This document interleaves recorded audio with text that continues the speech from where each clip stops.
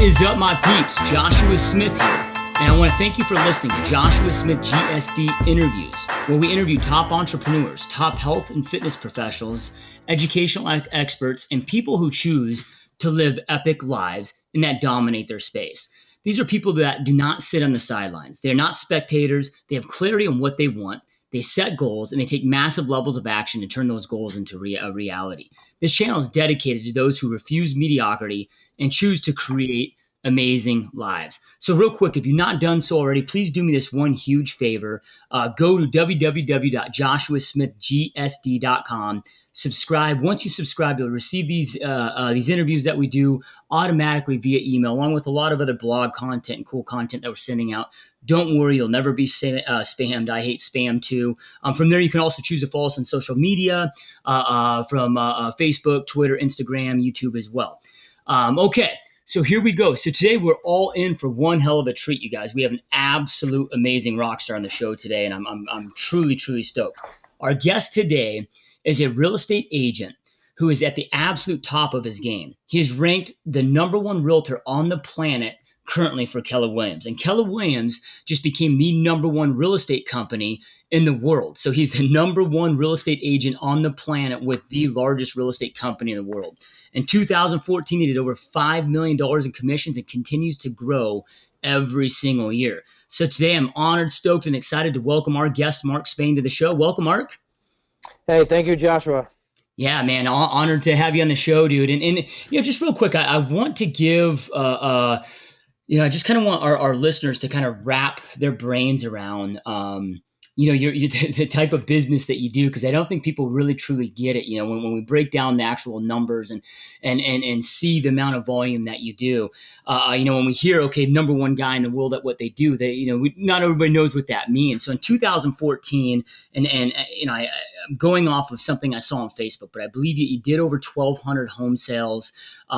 If we break that down, that's more than 3 homes per day. But not really, right? Because you can't close homes on weekends. You can't close homes on holidays. So it's more like 4 home sales every single day, which is about what the average realtor does on a yearly basis. So in one single day, you do what the average real estate agent nationwide does in their whole entire year. So, I just kind of want to break that down so our listeners can really wrap our head around the type of volume that you do, man. It's just absolutely amazing. Yeah, I haven't seen it put that way in a while with just 4 or 5 houses a day. Honestly, and I don't really think about it like that because it's just happened over time. I've been in the business about 18 years, and honestly, what's happened is it's the way I think is what's really changed me. I went from in 2012 doing about 600 transactions a year to last year we did 1,200. And it's really it's the way I look at life through the lens and just think a lot bigger. I used to think I thought big, but just through my mentors and being around Gary Keller, I really realized how small I thought to a certain extent. And just now, I can truly see 10,000 units a year in my scope of my life in the next 5 to 10 years. Yeah. I have no doubt that you won't be hitting that, man. So, and we'll definitely go deep into mindset, because I really want to dive into that. I think it's so critical, and then obviously you're proving that in your business, doubling and more than doubling your business in just the last few years. But before we dive into some of that, just give us a quick snapshot, maybe on your marketplace. Where you're located, what's the population, what's the average sales price, days on market, what's your market look like today, all that fun stuff. Yeah, so I operate in Atlanta, Georgia, which is a large metropolitan area of a little over 6 million people. We got hit really hard through the recession and did a ton of short sales in 08, 09, 010. Did some work with some investors as we came out of the short sale game just because we had so much distressed inventory. And now, our business is pretty much 95% retail. The retail markets came back. Our average sales prices, we hover right around 200. I think last month our average sales closing price was like 207. And retail's the name of the game. It's a pretty we're working really close towards a balanced market. We're about 5.5 months worth of inventory, which in a balanced market in Atlanta is about 6 months. So things are humming. We're kind of getting back to some normalcy and just really crushing it in the retail arena. Yeah, you gotta love it, man. It's been a lot of years since we've seen that normal market, if that's what it's called, right? I mean, it's been a crazy several years of a ride, man. I mean, all across the country, all across the planet. No question. It definitely humbled a lot of us, including myself. Yeah, absolutely, man. So okay, so you've been doing this 18 years. Let's kind of just rewind the clocks a little bit and kind of talk about your journey. Like, what got you into real estate? What kind of led you to this industry in the first place? Yeah, so I graduated from college in 1993, and I built about 100 houses. And really, I'm a second generation realtor, and I grew up with this at the dinner table. That's all I really know is housing, building, construction, real estate. So somewhat of an outlier in that respect. Graduated from college, built about 100 houses, went to work for a national home builder, and then segued into general real estate in 1997 with Remax. Spent about 15 years at Remax, and then segued to Keller Williams in May 2011 when um, our brokerage hit some trouble in Atlanta. So Yeah, awesome, man. And okay, so you got licensed in and back in '97 there, and okay, so today you're operating the top team on the planet, doing a tremendous amount of business. But of course, I know you didn't start there, right? It's been a hell of a journey, I'm sure. Sometimes people sit there and we'll see people like you and producing like you, and then they think that you're almost born from a special genetic code. But it's just at the end of the day, it's kind of like you were just more persistent, more had more consistency, outfailed, just were unwilling to give up and just kept pushing, pushing, pushing, and over time create this awesome, amazing, epic business. So kind of let's talk about that journey a little bit, man. Like you get licensed. I know you grew up in this, you had some experience, but you also, you started in 97 by yourself, individual agent. How did that go and how did it kind of expand into creating a team? yeah, so for me, and originally I took over a small book of business from my dad, and just took and grew that business. I came out of a new construction background, so originally I can remember going to a David Knox seminar, and I can remember the one thing I took away from that was you got to list the last. And I'm a pretty high-driven person, entrepreneurial, but I'm also very literal. If you tell me to do something, I just go do it. And just really built a big listing business, mainly back then from postcard mailing, and eventually segued into other mass medias. But I mean, I got my start just really farming new home. I mean, farming neighborhoods through postcards, and I really became what was called at that time. My builder's name was Colony Homes, and I became the Colony Homes resale expert because I also remember a guy named Alan Dome where you got to find your niche to be rich. And so for me, I just dialed into like, well, I'm the best guy at this product, and I could dominate it, and I did. And I would I'd mail to you every 7 to 10 days until you got so pissed off at me and told me to quit mailing to you. Yeah, that consistency is so critical, man. And all right, so I mean, you dove into it. You started just persistently, just relentlessly hitting everybody with these mailers. At what point did you know then? Okay, I need to start this team. I need to, because I hear so many real estate agents out there that start a team because it's out of want, not necessarily out of necessity. It's not like they're bursting out of the seams. I mean, at what point did you decide, holy cow, to take it to the next level? I need to start my team, and kind of what did that road look like? I mean, did you start with assistants? Did you start right away with showing agents, buyer agents? Yeah, so I mean, when I started in the business, because I already had a small book of business, I had an assistant. So I had an admin that was answering the phones and doing stuff. One of my first hires was a buyer's agent, just because I just didn't want people to call. I mean, I didn't want to be bothered by sign calls and stuff like that. Just really out of need, but also just because I was just focusing on listings. And I was out every night till 10, 11 o'clock listing houses. And my wife at that time was 8 months pregnant. It was like, look, I mean, she's either going to have a baby while I'm at a listing appointment, or I got to hire somebody. And then so I hired out of necessity because and you're right, a lot of people just hire people because that may be the in vogue thing, or the just to say I got a team. But I mean, without leads, there's no need to hire a team. I mean, you got to have a lead generation model and a real need, and you got to be really beyond your capacity in order to basically retain that talent once you bring them on board. So one of my first key hires was a listing agent.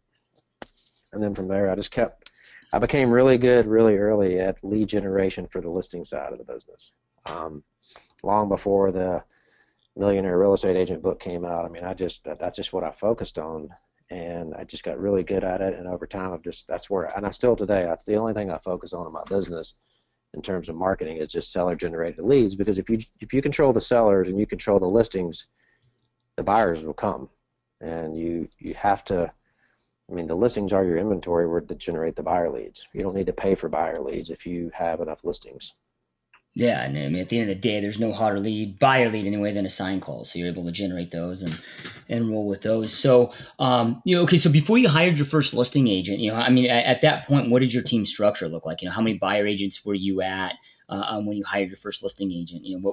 What did you do, and what would you recommend maybe somebody that's kind of in those shoes right now? That's, Yeah, and I didn't do it the right way. Okay, so there are models to follow, and there are other people that have, in my mind, lived before us that have perfected it long and more proficient than I did. I just hired, and at that time, sloppy. I had an admin, I had a buyer's agent, and then a listing agent, and I never really focused on the buyer side of my business until about 2008. And so today I think we have 12, 13 buyer's agents, and it's a big part of our business. But back then, it was just you handle the buyers and hope they don't call back twice and just kind of deal with them versus really understanding that was just another piece of the puzzle that I just was missing, or another piece of the pie. So really the first hire is just a really good, solid admin who basically will change your life. I mean, if you can do 60 deals on your own with a good admin, you should be able to do about 100 to 130. Yeah, absolutely, man. And okay, so let's talk a little bit about then what your team structure looks like today. So you have 13 agents. I mean, are you still operating in that similar model where you have it kind of separated with buyers agents and dedicated listing agents? Yeah, so today we have a little over, I think, 10 or 11 listing partners. Uh, I think we have 12 or 13 buyers agents. We have three inside sales associates on the buyer team, and then we have a small investor division. So I mean, our team overall, including admin and everybody, is about 42, 43 people. Wow. Yeah, well, I guess to do that amount of volume, though, you've got to have a massive support, So now, okay, so let's talk about your ISAs really quickly with your current team model. It's something that over the last couple of years, we're really seeing the popularity of that take off. One, it allows, I guess, protection of the leads that you're taking in. For example, if a buyer agent leaves, they don't walk away with 1,000 leads in their database that you'd assign them. What's some of the roles that your ISAs are currently doing, and then how do you kind of pass those off? At what point do you assign those to your agents on your team? And so for us, uh, the leads are actually contacting us, so I have a lady that works for me. We call her a buyer lead coordinator, and she takes all the inbound. She works Monday through Friday. She takes all the inbound calls and works the e-leads, any kind of website registrations or somebody reaching out to us through one of the portals. And so I've got her. I've got another just true ISA. And she only works the web leads with phone numbers. Then I have a third person that just works either rejected leads or old web leads. And their job is to cultivate those leads to the point where once they've raised their hand and they're ready to show a property, or most of the time we've actually pre-qualified them and booked an appointment for our buyer's agents and just pass off. We're actually handing out pre-qualified appointments. And so for 7 days a week, we have phone coverage and email coverage that we respond to leads, answer our calls live and then respond to leads within 5 minutes. And we're crushing it. I mean, it's working really well. Because now it's a controlled response, a person on either a salary or salary plus bonus who has to be in the office every day from 8:30 to 5:30 or from 11:30 to 8:30. It's a different type of person than an agent. Yeah, and I think one of the reasons that it is taking over or becoming so popular is yeah, because that's their dedicated job. It's very difficult for, let's say, a buyer's agent. Let's say they get a lead that comes in or a sign call that comes in. Well, if they're out there showing 10 homes, they're unable to respond in the necessary time frame and then take that frequency. I just read a stat recently from Zillow that the average agent follows up within 40 minutes and follows up with a lead twice. One that's not quick enough, speed of lead's not there, and the frequency's not there to ever convert it. So having that dedicated person, I mean, it had to have just had a tremendous impact on your conversion ratios. Oh, I mean, and I sit and I still love to watch, especially when we have something that's somewhat new, watch the lead flow and watch appointments booked. I mean, when I sit there on a Saturday, it's just the greatest satisfaction in the world. I have an idea, a business plan, and it's executing when I can see that Brandy, who works for us, is booking buyer appointments all day long. I mean, she's just booking appointment after appointment over and over. It's pretty amazing. So when it comes to all this, man, I mean, you've got 13 buyer agents, 11 listing agents, three ISAs. I know to keep all of this together and to be the amazing CEO of your organization like you are. I mean, to become the number one dude on the planet, what you do, you got to be brilliant at your craft. You have to have some awesome systems in place where you're able to inspect what you expect and make sure that everybody's kind of doing what they're supposed to be doing. So let's kind of dive into that a little bit. What type of systems are you guys utilizing to keep this all together? Is it one system that you utilize that's been customized for you? Are you operating on multiple systems from your CRM to how you're tracking all of this? Yeah, so that's the interesting thing in this business, that there's no one system that fits all. And I know you're a practitioner as well. You get that there's just not one quick fix. Unfortunately, it's probably a little clunkier than we like. We just have launched, or really in our incubation stage of launching Salesforce in our group to hopefully tie some of this together. But I mean, our buyers agents use one system, our listing agents use another system, and then um, we use a lot of smart sheets. I mean, we're big into smart sheets and spreadsheets and tracking. And honestly, a lot of it's maintained, and the accountability is maintained by the leaders of each division and each department. Okay. So you really at this point you have somebody overseeing your buyer division, somebody overseeing your listing division, and those agents then are really held accountable by that leader of that division. Right. And then they have everybody gets scorecarded and tracked through our smart sheets, and each agent has to load. They load up their contacts. But we basically know that from every listing lead coming in, it takes X number of listing leads. For every 100 listing leads come in, we know exactly how many we're going to list, and vice versa on the buyer side. I mean, it's very scientific. And it's not, we don't run a haphazard business. It's very dialed in and very numbers driven. Yep. Yep. Making that words. If that makes sense. Yeah, yeah, I know, absolutely, and I'm kind of one of those, whatever you want to call me, numbers geek. But it was, I got so frustrated in this business of just, dude, just hoping and praying I was going to have a good month or a good quarter. You know what I mean? It's at some point you're just like, dude, I've got to have some predictability where, uh, um, okay, if I do X amount of dials, whether it's an expired script or FISBO script or sign calls that come in per X amount equals essentially a closed sale. I'm a huge believer in the path is all math, and that's the amazing thing of tracking. And when you're talking about your smart sheets, I mean, when you're doing that, I mean, are you guys just utilizing something like a Google Drive where it's shared and it's updated and you can see it from anywhere that you want Yeah. to check in? So Smart Sheets is actually a more robust Google spreadsheet, Google Doc. I mean, it is so much more. It's more like Excel, but it's actually a collaborative cloud-based spreadsheet system. And then so each division head has this certain metrics that they track, and then once a week, which like on Tuesdays at 9 a.m. we have what's called our Smart Sheets meeting, and that's just going over all the numbers. I mean, we have a big meeting that lasts about an hour, and each division head basically presents all their numbers. Okay.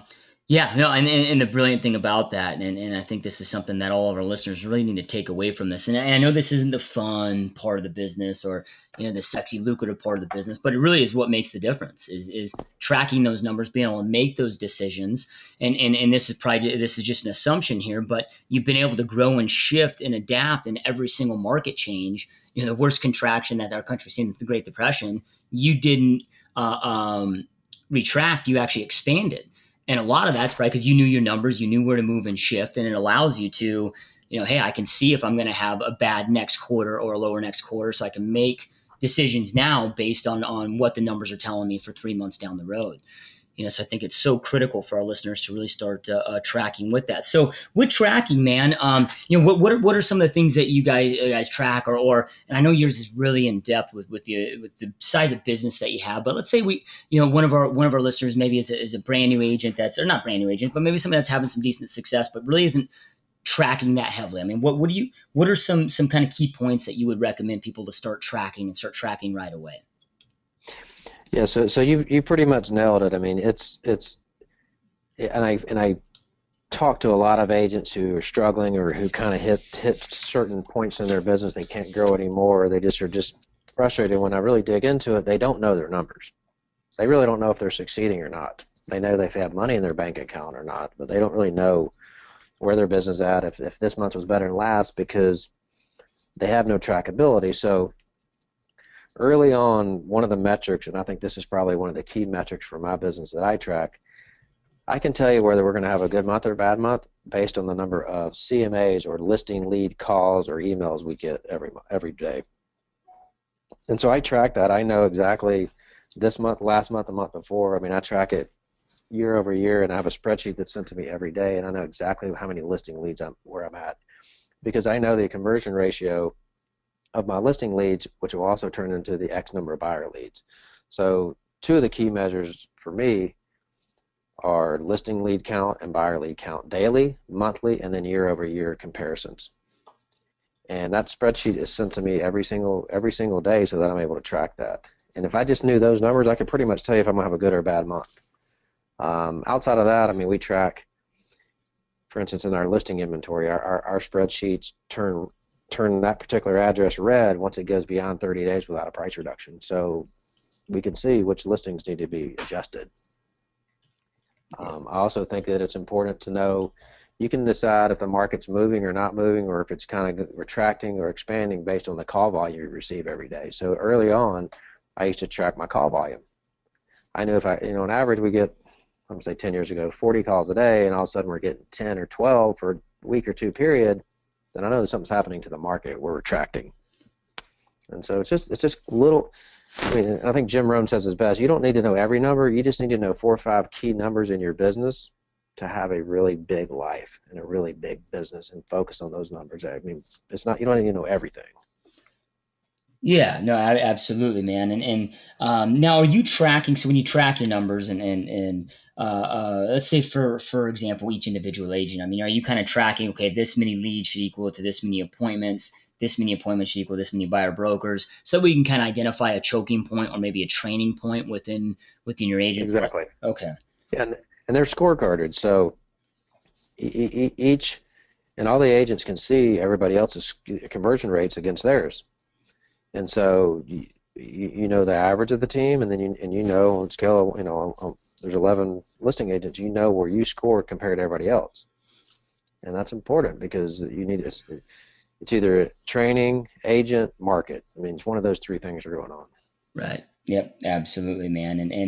And all that's ran through your smart sheets. Correct. Awesome, man. Love it, love it, love it. So let's talk about marketing really quickly. You talked about from day one, you understood that you had to list and had to become a lister to last. Build up that listing business with postcards. I know the market shifts and is always shifting in the way that we do business. Is always changing. So what are some things that you're doing now that's bringing in those leads that's just absolutely crushing it for you guys? Yes, I don't do much postcard mailing except to my past clients today. What's interesting that's what's happening today is it's just frequency of brand is what's bringing in the business. So this is, if most people are not going to be at this level, so I'm always reluctant to talk about this. I mean, but like in Atlanta, for instance, I have 40 billboards. I mean, I'm a big radio advertiser, and I have, at any one time, 200 to 300 signs up with maybe 50 to 75 sold signs up at any given time. So it's hard for some people to relate. If the one thing that I could tell you if a new agent or somebody wants to crush a business, and the most affordable is, as I really would look at postcard mailing as a way to become number one at something. So if you want to dominate a neighborhood or a town, you need to really figure out where you can find a first position place the quickest. And most of the time that's going to be on a neighborhood. And I would really focus on, heavy postcard mailing. It's a lot cheaper to mail postcards today than when I did it. And then from there, just a really cool, effective thing that we do is once a house goes under contract, once a house closes, even with our buyer deals, is we put up a sold sign for 21 days. We have the buyer sign an agreement with us, and we put up a sold sign, and we get tons of listing calls off that because most real estate agents, I'm not sure why, I don't want to use the word lazy, just don't take the time to go and put up an under contract or sold sign, so their sign comes down, your sign goes up, that's automatically sold, they think you sold it in a day. And that frequency with me, and then radio, and then a billboard, and then their friend tells them about it. It's just, usually by the time we get a client, it's 4 or 5 touches that they've heard of us. Yeah. And it's just frequency. It's frequency. It's top of mind awareness, and that's where you want to be. So it could, like I said, it could be a neighborhood, it could be a town, it could be, whatever. You just need to find an area where you can become number one. Yeah. So, and at this point, with the amount of what you're doing, when, like you said, when people hit you at 4 or 5, you're probably getting that, oh man, we just see your stuff everywhere. So it's probably gets to the point where it's tough to really, really pinpoint exactly where this business is coming in. So you've got these billboards up, you're doing radio. Is there any type of maybe call to actions that you're utilizing that, okay, because I can send out a postcard, but if it's just hype marketing, hey, look at me, I'm awesome. People are, it's really what's in it for me, what's in it for the consumer, so you can send out something with an effective message and something that is going to have zero response, So are there any call to actions that you've done over the past, or you're doing now that have worked very effectively for you and get that phone to ring? Yeah, we've tried many things over the years, and I think absolutely the best call to action is going to be and we have it a guaranteed sell. That's absolutely the strongest call to action. I've been very effective with marketing non-call to action. You just need to know if you're not going to put a strong call to action, then it's going to take longer for that message to penetrate to the consumer. A call to action that's like, hey, any type of guaranteed sell or guaranteed, I'll sell your house in 120 days or I'll sell it for free. Well, any kind of call to action like that's it's gonna pull faster. So depends if you've got the finances to go long, and it might take a year or two to work, then a branding message can work. My best advice to you is to find the strongest call to action that works and you're most comfortable with, and utilize that. It could be many different things. But for us, the GSP has been the best and the most effective. I know a lot of people use it across the country. So the guaranteed sale, so that's something that, like, hey, your home sold in 59 days, or we buy it for cash, kind of a deal? Correct. Okay. And then you're running that consistently on your radio, your billboards, with your signage out there. What are you doing? Do you do anything special to leverage your sign where it's just not, hey, for sale, name and number? Do you have some of that verbiage on your signs as well? I do not. My signs say, it says our position in our town as far as our, like we're number one team in Atlanta, but for the X. But outside of that, we don't use any type of riders except we use a call capture system on our sign. That's it. Gotcha. And then so on the buyer side, so you're doing a lot of this. Well, let me just back up for a second. So when we're talking postcards, so maybe it is, like, okay, if you move from Atlanta, you move to a different city, you're having to start all over and start from scratch, and you were going to go and start your postcard campaign again on a decently limited budget. So when you talked about heavy mailing, I know when you started, you did every 7 days, you're just blasting it. Is that something that would you say somebody would be better off, let's say, starting with a 500 size area where they can blast them every 7 days, or maybe go to 2,000 where they blast them, every 21 days or once a month? Yeah, so it's important. I think that with any kind of marketing, and I know you're a big marketing guy too, the frequency is critical. And if you can't get enough frequency, whatever you're doing is not going to work. And so for me, 500 is going to be too small of a sample for anybody. If you can only do 500, you have such a limited budget, you're going to be better off door knocking or calling, circle prospecting. Um, you're going to need a sample size of probably 1,500, and I would mail. I mean, how I used to do it is I would mail. Say I pick my farm, just say all of a sudden you move me to Jacksonville, Florida tomorrow. I'd do some research and I'd find out what price range is selling. So I realized, okay, houses between 200 and 250 are selling in an average of 35 days. Okay, that's a market I want to tag. I want neighborhoods that have a high turnover rate, and I'm going to look for neighborhoods that have at least a 5% or higher turnover rate, and I'm going to target those neighborhoods. And I'm going to pick the 1,500 homes, and I'm going to mail once a week for 8 weeks to get my attention. And I'm going to have a nice oversized postcard. Every single postcard is going to look the same. It just might have a different message, but it's going to have the same look, touch, feel, high quality, 100-pound stock paper, 4-color. It's going to look sharp because they're going to be throwing it away, but I want it to feel and look good when they're throwing it away. So after 8 weeks, I've got your attention. Then I'm going to mail to you every 10 days for the rest of your life.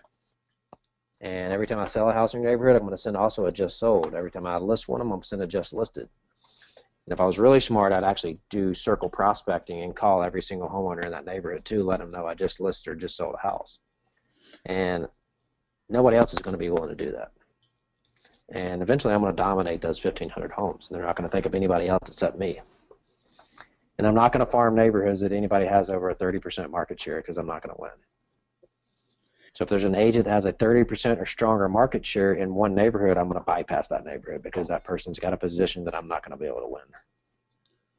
And so when you're picking those out, so you've got, okay, I don't want anybody that's with a dominant area. I mean, are you looking for any type of a turnover rate in any certain areas? I mean, there's areas like, hey, if it's a 3% annual turnover in this neighborhood, like I'm just shying away. Yeah, it's got to have 5% or higher. I'm not Okay. going to mess with the neighborhood. Average is 5%, so in most neighborhoods, and so I'm going to look for 5% or higher. 5% or higher. Okay, awesome, man.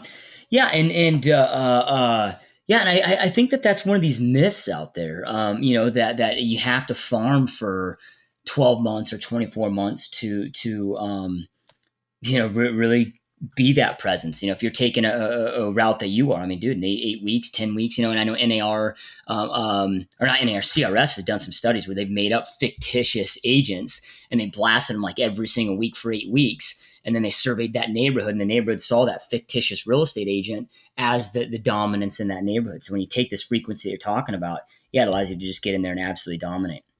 Well, Um, think about if you took those. So let's just say there was 15 neighborhoods. Each neighborhood had 100 houses each, and I sponsored their garage sales. I sponsored their summer pool party. I mean, I door knocked. I brought them a pie for Thanksgiving or did a pie giveaway, whatever. But I mean, I am so in their face that they're not going to think about anybody else except me.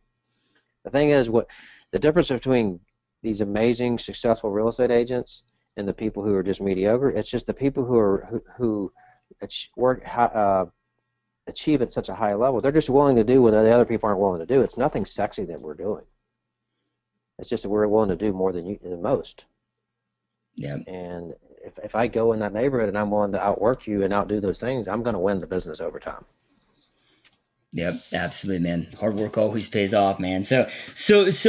Okay, so you got 300 signs out there. So obviously you're getting a tremendous amount of sign calls. Do you do anything else in addition to that for additional buyer leads for your agents? I mean, are your buyer agents out there pushing open houses? Are you investing in any type of pay per click or Facebook ad lead gen, or are you just getting so many sign calls from 300 signs out there like you can't take on any more business? Yeah, okay, so I generate somewhere between 700 to 1,000 organic buyer leads per month. And that's just off either sign calls or also web lead registration. So people are, our listings are everywhere. And so, there's 700 web registrations or inquiries from Zillow or Trulia. We're not buying leads. It's just that they're accessing and finding our listings on those sites, Realtor.com. So no, we don't do any additional paid. And you don't need to. I mean, I think that's again, you don't. If you focus on the right lever, and the right lever is listings, you don't have to worry about all these paid buyer stuff. Yeah. You'll have plenty. You'll have plenty of good, solid people who want to buy a house leads. Yep, absolutely, man. So what you've got all this 1,200 homes last year. I mean, what I know you've really kicked this up the last few years. I mean, what kind of percentage? I mean, are you looking at? I mean, is it 50-50? Is it 60-40, on the listing to buy side ratio right now? Yeah, so the biggest opportunity on my team is definitely on the buyer side, but I mean the thing is our listing team is growing so fast. It's probably 60-40, 60 listings, 40 buyers. It really needs to, I mean, in reality, I mean, it needs to be, you look at most teams, I mean, it's probably 70, 65, 35 buyers to listings. We're kind of the oddball. Um, when you look at top teams, so we have a big opportunity. We should be able to do almost 2-to-1 buyers to listings over time if it's done properly. If not at full two, I mean, maybe 1.5. Okay. Yeah, absolutely, man. And I love it. I love it that you're really focused on the buyer side of the business. I know you talked about, hey, that was something that we missed out on the early portion of our career and stuff that I kicked myself on, especially heavy short sale REO days where, we were like 90-10, 90% listing. I just didn't even Me too, care. man. I didn't care about buyer leads. I'm like, ah, screw it, whatever. But now I look back and I'm like, dude, that could have been, I 500 more lost a lot of deals. Yeah, money. it's insane, but hindsight's always 2020, right? Um, so you mentioned Zillow and you mentioned some of this organic stuff, and I know a lot of agents that we're seeing out there today are kind of utilizing Zillow almost as like that Amazon review. Like I know, for example, if I'm buying any product, even if I'm not buying it from Amazon, dude, that's the first place I go just to see how many stars, how many reviews. And I don't want 2 5-star reviews. I want like 600. Are you doing any of that kind of stuff? Not paid advertising. I know you're not doing paid advertising, but are you, kind of pushing your people there to get those high scores up there? And do you feel like that might help with some of the organic business that you're getting from those forms? No question. I mean, I think that the consumers are very, very intelligent today, and you're going to see over time, I mean, online reviews and also your stats and past sales and current listings. I mean, it's all transparent today. So it's actually going to help the more savvy business person. And so for us, I mean, I think we probably have 140-ish Zillow reviews and Yelp and the different, Trulia and Google. We definitely focus on it, and it's important because it allows the consumer to go to third party sites and find information about you and that's, I mean, it's good stuff. I mean, it actually helps us. Yeah, and I mean, at the end of the day, I mean, here's the reality of the vast majority of any real estate professionals listening to this call. The vast majority of the rest of our careers are going to be with millennial buyers, and what do millennials do? They live and die online, right? So that's exactly where they're going to go. So I think it is one of those critical points that we need to be very, very, very intentional about ranking up those reviews. No question, man. It's and there's a certain segment of this business that they just uh, agents that take their business for granted. I mean, those days are long gone. I mean, we got to work for every deal we get, and you better, and information is transparent. Absolutely, man. Absolutely. So let's get into, you kind of started this call with okay, in the last several years, I had a huge mind shift change, and I know you kind of alluded to or talked about that was making that transition from Remax, and at the time, because I was with Remax for the first 9 years of my career as well, and I know you were one of the top dudes in the world for Remax for years and years and years. So this isn't just recent that you've been one of the top guys on the planet. I mean, you've been one of the top guys, top 1% worldwide for years and years and years. And you made that transition over there, and you talked about. You just started thinking bigger. Really the difference has been that mindset shift. You were kind of at that 500-600 home sale. I don't want to say plateau. I don't really know what it was, It's a but ceiling. yeah, Ceiling. and then you just not only did you grow 5-10% a year. I mean, dude, I mean, I don't want to say overnight, but I mean, you very, very quickly went from 500 to 1200 by changing that mindset. So let's kind of talk about that. I mean, what are some of the differences that happen there? You kind of talked about surrounding with Gary Keller and allowing you to think bigger on a different level. But let's kind of talk about the difference in that mindset shift that you've taken and kind of what your mindset is today. Yeah. So one thing that I've learned over the last, I would say since probably 2011, kind of going through the downturn, um, for years and years and years, I couldn't really break through that 400 to 500 level mark. No matter how much harder, I mean, I'm the hardest worker on the planet, and I'll outwork anybody. But there's a point where we all hit a natural ceiling, and I had kind of succumbed to the fact that this is just as big as I could get it. Um, and so a lot of it had to do with the way I was thinking, the way I was looking at it, and also probably some of the people I was surrounding myself with. The two biggest things that will affect the trajectory of your life and how big or small it becomes is the books you read. And I know you're a voracious reader. I mean, I know you read a lot. Um, and the people you hang around with. So I'm very intentional who I hang around with and my associations, and I'm also very intentional of the books I read. And then some of the masterminds I'm in, it just the people have really just pushed me to think, with extra zeros behind things beyond what I used to think. So, like I said, I think I could do 10,000 units in the next 5 to 10 years. I think I could probably get to 20,000. And I never thought that big, even though I thought I was a big thinker. And then what changed is just being around people that thought a lot bigger than me and were actually achieving some monster success. And so as I began to look at things differently, and it's not about money for me, although money can be somewhat of a scorecard, it's more about just how big can my life be, and how big can my success be, and how many people can I help around me through this.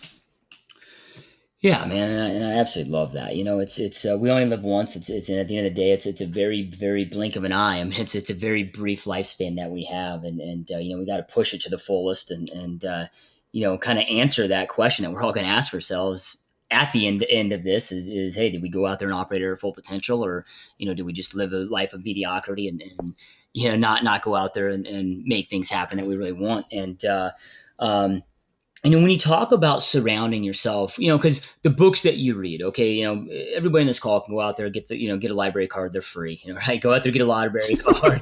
I mean, there's no reason you can't read books. And if you don't like to read, there's apps out there like Overdrive, for example, that's linked with the public libraries. That's a free Audible audio book. So there's no excuse for that. But when and this is something that I still struggle with it. In my life is, okay, dude, I'm ready to level up and take it to the next level.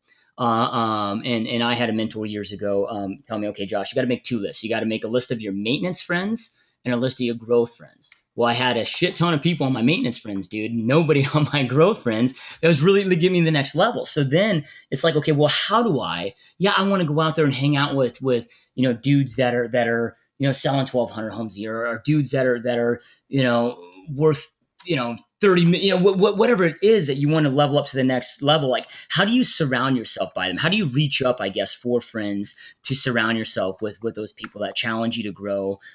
Really, I mean, I guess the goal is for us to always be the least intelligent and the least successful person in every single room. And then we're probably always in the right rooms, right? So how do you reach up, dude? Yeah, so you said a lot of key things that are really important. I mean, first of all, I mean, you don't want to be the smartest guy in the room. And I really strive to be very humble, and I strive to be just surround myself around people that are smarter than myself, including, I mean, if you came in my leadership team and the people that have helped grow our business and will continue to just make it monstrous, I mean, these guys are super intelligent. A lot of them are younger than me. I mean, they're just very big thinkers. As far as my associations and my friends, just very intentional. A lot of them are not real estate people. Some are, some aren't. Some are the regional owners of our real estate firm. Some are, the Mark Willises of the world. Successful people want to help people like us, and they want to share their success with you. You just have to be very intentional in reaching out and forging those relationships. One of the biggest levers for me is, I mean, that really kind of opened my eyes up to how people think in such a macro level. Sometimes we as practitioners can get into the micro. I worked with Blackstone through some of their hedge fund stuff, and I actually left my company for a period in 2012 and went to work for them, which is they're the largest private equity firm in the world. And just watching how those guys think was a very big tipping point for me. and realizing that, wow, they think in such billions, but they're just normal people like me and you. They just think differently, and they think with about 6 or 7 extra zeros behind their numbers. Yeah. And that was a big tipping point for me because they don't get caught up in the minutia. They're thinking, how many tens and fifties and 60 thousands of houses can we buy? And I'm like, wow. I mean, these guys think totally different. And that helped me because I was around them a lot. And that was a big tipping point for me. And then just from seeing life partially through their lenses and kind of living in that world for a little while really helped change the way I think about life and how big things can actually be. Yeah. But also realizing they're a lot like me. They just think bigger.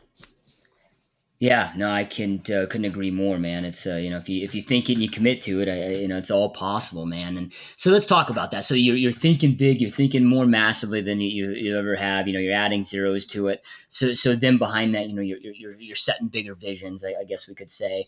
How do you follow that up with goal setting? So I know all successful people I've ever met on the planet are hardcore goal setters. So what's your goal setting look like? What's your goal setting with your team look like? Do you kind of use the same personal strategy that you utilize with your team? And how frequently are you reviewing these and paying attention to them? Yeah, so my goals are very metrically driven.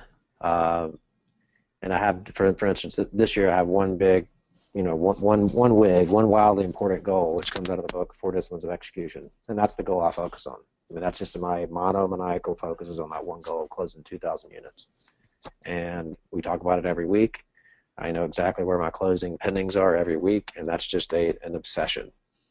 And those numbers are derived from my different divisions. I mean, each department has their own goals that fold into my goals.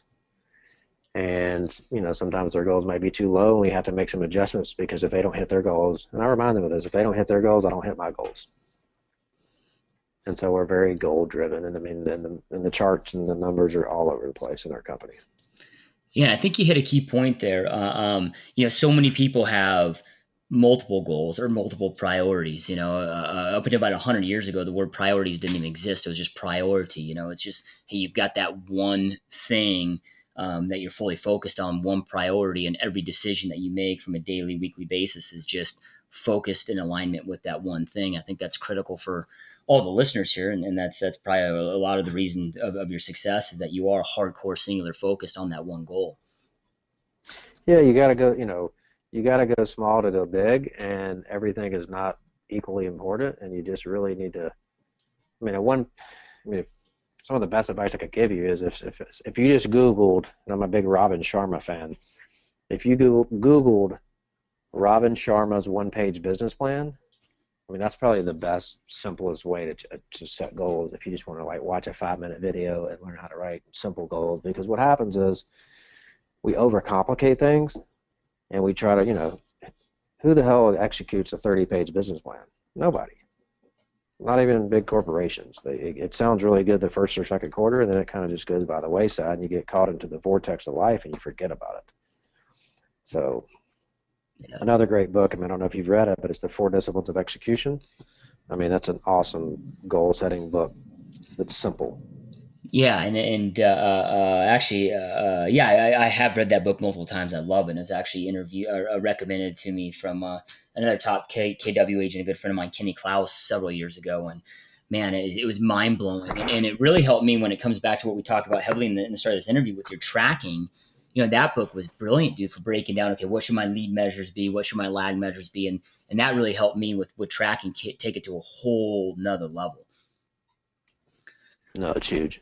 So, okay, so our output can never exceed our input, right? So, and this is why we see, 85% of professional athletes, for example, are bankrupt within 2 years. They're banking 15 million a year. The faucet stops, dude. A couple years later, it's gone, right? Because they don't have the mental capacity to handle that, right? So, I know that you're a student of life, student of the game, heavy reader. With all of that, let's talk about what do you do for your self-development? What does it look like? What is your reading strategy? What are some of your favorite books? Some of your top recommends? And what are some of the other things? I know you attend a lot of conferences and do different things. So I guess how important is self-development to you, and kind of what does that look like for Mark Spain? Yeah, I mean, you're only as good, and your output definitely is equal to what you input. I think the way you said that was really well put because I'm a learning based person. Um, I mean, I just got back from our conference in Orlando. I mean, some of my best events of the year is when we get to spend, 1 to 3 days at a time with Gary Keller, who's to me is one of the most amazing business people in the world. And it's not about real estate; it's about business. And letting somebody like that pour into you, those are, we get to do that 2 or 3 times a year. Those are big deals for me. Um, and then I'm just constantly reading. Um, and it's hard. I mean, we have little kids at home, so it can be very challenging to read when you have little kids. But you have to be very intentional and time block that into your day in order to make sure that you get that out. It's I'm trying to think some other conferences and I'm tied into some other mastermind groups through my radio and television advertising groups, and then also my website groups. I mean, when you get around those people that aren't, it's not brand related. It's good to kind of get yourself into another world, and that's important for me. Now you kind of noted earlier when we were talking about your associations with hanging out with a lot of successful entrepreneurs that are 100% outside of the real estate game, and I do think that's critical. Like you talked about at that hedge fund, and I know that Blackstone is real estate specific, at least with that division, but not everything that they do, right? So I know a lot of some of the best things I've learned is actually like doing tours at Zappos and studying corporations that totally outside of the game. I mean, is that something that you do on a regular basis? Like go, kind of visit and see some of the back end systems of other corporations that are really totally outside of the real estate game? Uh, I haven't really done that. I used to be in a CEO group with a bunch of different businesses, and it's been 5 or 6 years. I mean, I did it that time. I mean, like one of my really close friends is a big guy at Northwestern Mutual, which is an amazing company, and we share a lot of ideas and a lot. He's just a monster thinker as well, and he and I share a lot of ideas and kind of growth and vision and kind of where we're going with life and share books back and forth. I mean, he's a big powerful friend of mine that we're very intentional about our meetings and getting together and thinking, and we're both, and I think it's as important in my world is to hang around people that are like me, that are family people, that have kids, that are kind of in the similar season of life, that are also trying to, because they'll go through the same struggles that you might go through Right. and challenges with trying to raise a family and also have a big business. And because guys like me, I mean, sometimes your challenges is there's no such thing as life balance, but just trying to make sure that you don't just put 100% of your time into your business. Right. Yep. Absolutely, man. So, do you have a personal daily routine that you follow? Like maybe a morning I do. routine or something? Yeah, I get up. I'm a 5 o'clock guy. I mean, I typically get up early, go to the gym, come back home, spend a little bit of time with my family, and then, I head out I get in the office around 8:30 ish, sometime between 8:30 and 9, depends. Yep. Love it, man. Love it. Get that And then I activity, you just, can get that body rolling, dude. yeah, So you just talked about balance, and balance doesn't exist, right? It just unfortunately not when you want to take it to, especially a big level like you have. But however, it doesn't mean that you have to sacrifice those things that matter to us in life. We just get to have to sacrifice all the dissipation, all the other crap, right? So time management. I know when I'm within my own team and other entrepreneurs I coach, it. So one of the biggest issues with everybody is time management, which is really a myth, right? We all have the same amount of time. There's 168 hours a week, 24 hours in a day. It's just, again, utilizing your time more effectively. And to have the uber success that you have, I mean, you've really got to dive into and identify what the most effective use of your time is. So what are maybe some of your favorite kind of time hack, time waster eliminators that you do to make sure that you're not getting involved with that, or what do you feel a few of the like top time wasters for most people are today? social media probably the number one. And it doesn't mean I don't ever get on Facebook or whatnot. It's just you just have to be very intentional with your time, and there are different periods of your the seasons of your life where you can be more flexible, and times where you have to be very rigid, and you're going to probably irritate some people along the way, and it's just life, and just don't be afraid to say no. Yeah. Yeah, I heard a quote the other day, which I love. What was, every time you say yes to somebody else's agenda, you're saying no to your own. And This is true. yeah, I think we just especially a lot of real estate agents are kind of high personality people pleasers, and they just want to say yes to everybody and everything, and they end up just pissing away the very little time that we have. Um, all right, dude. I know I know you're a busy man, and time's getting tight here. So I got a couple more questions here for you though before we part ways here. This one here is kind of a two-part question. Today more than ever, more so than ever, and not just real estate, but I mean just in our economy. I mean, we're seeing the middle class really just get wiped out. It's like mediocrity, average is just getting punished. Only greatness and those that focus on mastery are getting rewarded. So, to become the number one dude in the world, you must be focused on mastery. I know you mentioned this several times about becoming the best. So, what are some personal things that you do, some strategies you apply with maybe some things that recommendations that you can recommend to some of our listeners to really be focused on that mastery and becoming the best people in their space? Yeah, so I'm a believer in whatever you want to be good at, go and hang around people that are better than you at it. So if you want to be the best entrepreneur, hang around people who have amazing entrepreneurial businesses and master it. If you want to be an awesome, be a $30 million producer, go hang around 50 to $70 million producers. Um, if you want to have an awesome marriage, I gotta start hanging around people that have awesome marriages. If you want to increase, develop your faith more, hang around people that are more faith-based than you that have a big life. I'm just a believer in just associations. And so for me, um, I'm a lot more involved in charities than I've ever been, and kind of learning that world. So I'm hanging around people that are a lot more involved and a lot better than me, and just absorbing and learning the benefits of that.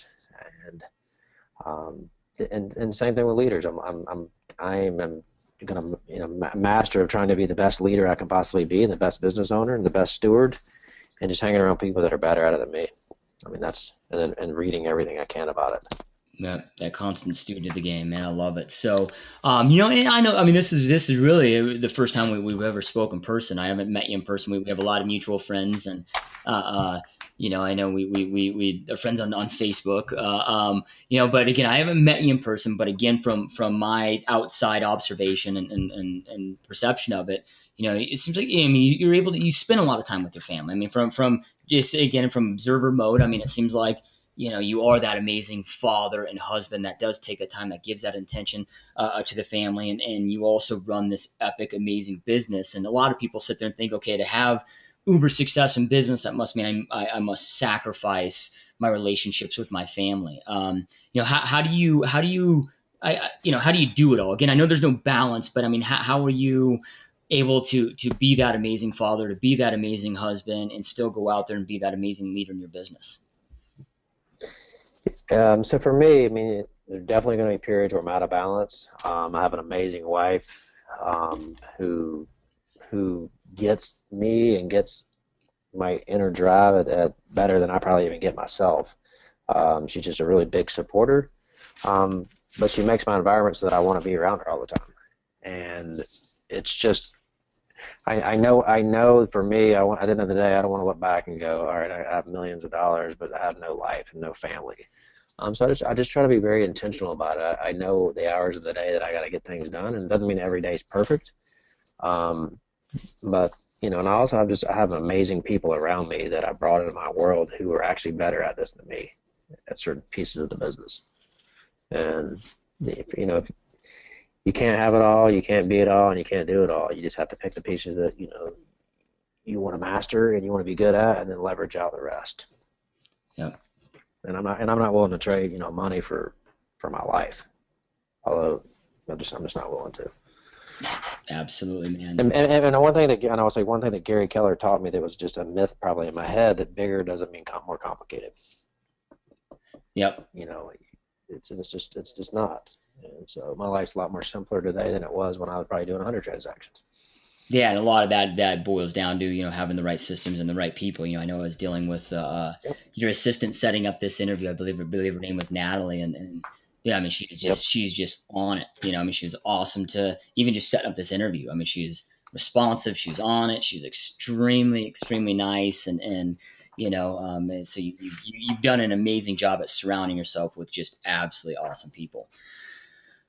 Well, thank you. Okay, so what are and kind of two quick things before we close out here. So what are things are always changing. Things are adapting, shifting, and changing. And this is a kind of a question I'm stoked to ask you because you're a dude that has seen some crazy market shifts. You've seen in your career time. I mean, you've seen some bigs ups and downs. You've seen the largest real estate or recession, contraction, depression, whatever the hell you want to call it, since the Great Depression.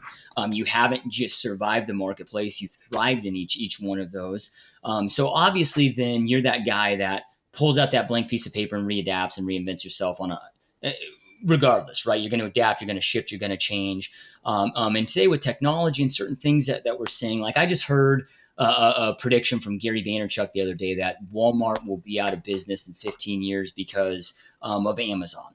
And I don't know if that's true or not, but Walmart has all this bricks and mortar and just can't adapt to new models, quick enough. So, what are some things? And I don't, when I ask this question, I don't mean like, is the real estate agent going to get replaced? Because I don't believe that's going to happen where there's like just some holographic freaking person, that's there doing this. But what are some things right now? Like if realtors do not wake up, where the age of the millennials are coming up and different things. Like if realtors do not start changing, adapting to maybe these few things, whatever it is that you see where a lot of our industry is just not adapting to like other industries, and maybe not just the agent, but also broker owners out there. Like if they don't start adapting and changing to these, they're probably going to become extinct. Yeah, I would say, I mean, like we have a reputation, and rightfully so, with some people, just as we don't have great service. A lot of people don't have a go long mentality, and I think that one thing that people need to pay attention to is start going long, start giving amazing service, and realize the bigger are probably going to get bigger because they get service and they get excellence at a high level. And realizing the world's transparent. Online reviews are important. You no longer can hide behind stuff. You can't hide behind your reputation. Your reputation's all you got, but your reputation is going to be on the table and it's been for a while. You just didn't realize it if you hadn't paid attention. And I mean, we all take technology for granted, but there's a lot of people that just have never adapted to technology. I mean, it's the world I grew up in, so that's all I know. But other people not the same. So I think just paying attention to service and the expectations of the consumer, consumers' expectations, people are not gonna just settle for mediocre service anymore. That's just not acceptable. Yeah, it was a book out there, The Thank You Economy. And there's a quote in there, a paragraph in there that's, hey, today's consumer, it's not just somebody's grandma that you're servicing, it's somebody's grandma with 80,000 Twitter followers. So That's true, man. yeah, man, we got a lot of eyeballs on us, and it's only gonna continue to be more so. So, um, all right, man. Well, so any last thoughts, words? Our listener base. We have a heavy real estate following, real estate agents, real estate broker owners, mortgage broker owners, as well as other entrepreneurs that are on the call. So any last thoughts? Words to give our listeners to just that you feel like they need to hear to really inspire, and encourage them to go out there and crush it and kind of take their business and their life to a whole new level. A couple of things. Surround yourself by people better than you and people you want to aspire to be like. Be a lifelong learner. Always be reading, always be going to seminars, and be focused on improving your life. And go long. And when I say go long, what that means is don't just shortchange things for the quick fix or the quick dollar today. Focus your business and your mindset on going long and making decisions that you're going to be in business for the next 30 years. Is the decision you're making today going to benefit you over the lifelong? Is it going to help your reputation or hurt it? And don't do things for just a quick buck. We do things with a mindset of going long and being in it for the long haul and doing the right thing. The rest will take care of itself. Yeah, awesome, man. Absolutely love it. And you guys, I know I say this at the end of every single interview, but you've just heard over an hour of just amazing information and knowledge being delivered to you and dropped on you from the number one dude on the planet. I mean, this isn't some guy that just studies people. I mean, this is the most epic dude on the planet at what he does today. So make sure you're taking this to heart. Re-listen to this interview over and over and over, taking notes. This is information that you're not going to get anywhere out there, right? So take this, implement.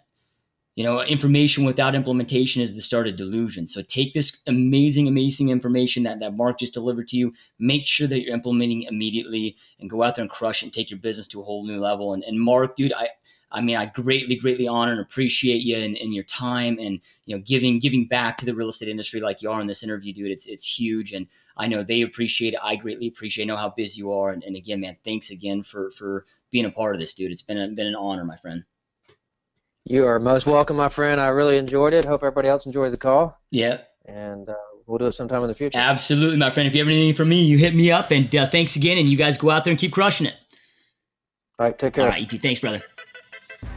Thank you for listening. Do not forget to follow me on Facebook, Joshua Smith GSD, on Twitter, @Joshua Smith GSD, Instagram, Joshua Smith GSD.